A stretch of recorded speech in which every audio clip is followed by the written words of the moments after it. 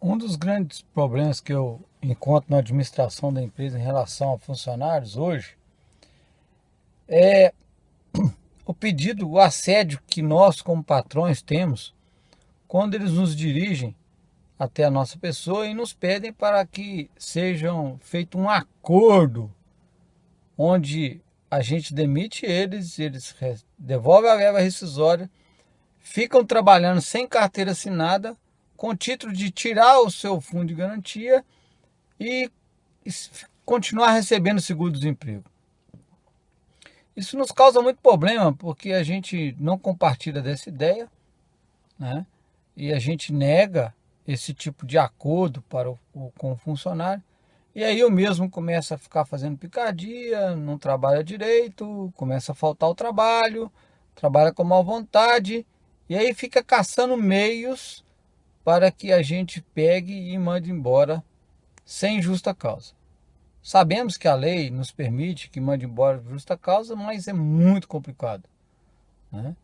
Porque a gente tem que dar uma advertência, outra, ou mais uma suspensão, e muitas das vezes ele vai até a Justiça do Trabalho e, sabe-se lá, pode ser até mais beneficiado que nós patrões, haja visto que as nossas leis trabalhistas beneficiam muito os mesmos, né?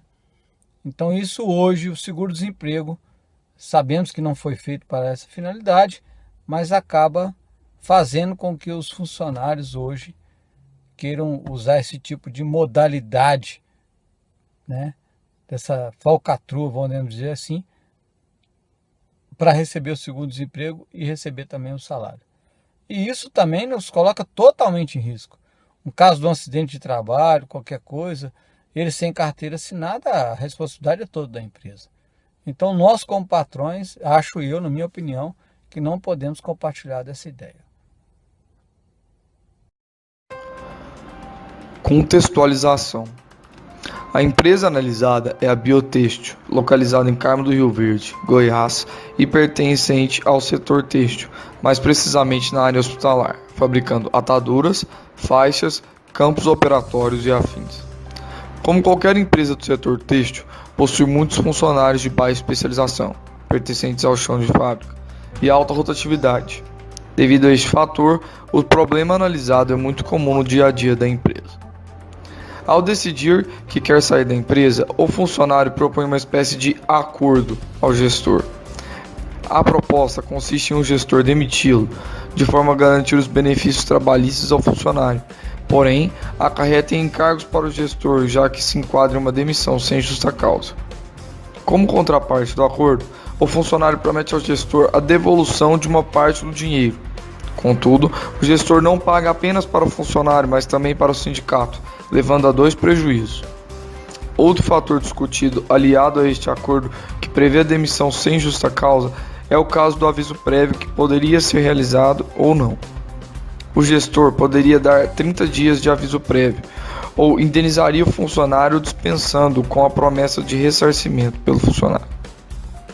Olhando para o lado do funcionário, o mesmo tem direito a receber seguro-desemprego, direito de sacar seu fundo de garantia de tempo de serviço ou FGTS, férias proporcionais com mais um terço do salário como abono, aviso prévio ou indenização da mesma e 40% de contribuição do FGTS por rescisão contratual. Olhando para o lado da empresa, isso acarreta no pagamento de 50% de contribuição do FGTS, sendo 40% para o funcionário e 10% para o sindicato. Férias proporcionais com mais um terço do salário como abono, aviso prévio ou indenização da mesma. Além disso, assume o risco de um funcionário sabotar a empresa. Esse tipo de acordo é ilegal, sobretudo, e seria danoso ao gestor caso fosse descoberto. O empresário também não possui garantia alguma de que o funcionário devolverá o dinheiro para ele, podendo ter um prejuízo ao querer ajudar seu empregado. Em entrevistas com outros gestores que também enfrentaram este problema, descobrimos que existem situações em que o empresário aceita o acordo e, mesmo assim, acaba sendo processado pelo funcionário, que almeja sempre receber mais dinheiro quando o gestor se nega a fazer o acordo. O funcionário se demite e depois busca entrar na justiça alegando ter sido influenciado a se demitir. Nesse trabalho, buscamos achar soluções para que os funcionários não tentem propor acordos ao querer se demitir. Decisão tomada pelo entrevistado. O gestor entrevistado decidiu que o melhor seria não aceitar o acordo e tentar dialogar com o funcionário, tentando entender por que ele quer se demitir e buscando mostrar a ele que a melhor forma seria ficar na empresa e desenvolver sua carreira, além de não poder trabalhar sem a carteira de trabalho assinada devido aos riscos de acidente do trabalho e fraude à lei. Quanto ao diálogo, não funciona. O funcionário começa propositalmente a trabalhar mal, diminuindo sua produtividade e sabotando a empresa. Como resposta a isso, o gestor age de acordo com a lei, dando 2 advertências, uma suspensão e, por fim, demitindo com justa causa.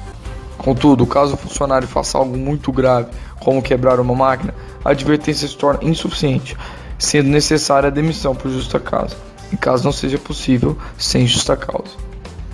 Os comportamentos que funcionários que não conseguem o acordo adotam são faltas injustificadas, descumprimento de ordem, não uso de equipamento de segurança, ato de insubordinação, sabotagem do produto, como embalar em menor quantidade do que deveria e ou sujar o produto, e motoristas que tomam multas propositais.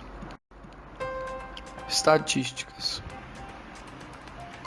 Ao analisarmos dados do IBGE sobre o último trimestre de 2015, vemos que o setor têxtil possui uma das menores taxas de admissão, enquanto possui alta taxa de rotatividade, desligamento e realocação, gerando um grande problema com demissões para gestores.